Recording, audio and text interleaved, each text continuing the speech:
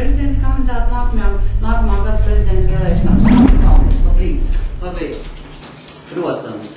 Par jautājumu par homoseksuāliem cilvēkiem, par laulību, protams, garš es necitēju.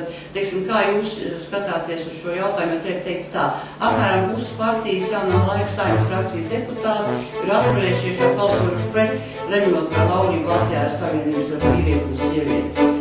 Kas jūsuprāt ir laulības institūts vai nepieciešama tā pārdefinēšana? Un tā tālāk saistībā ar visiem. Es domāju, ka tas nav īstais jautājums, ko vajadzētu uzdot. Sandra Kalniete. Nevēlas atbildēt uz jautājumu. Tas nav īstais jautājums, ko vajadzētu uzdot.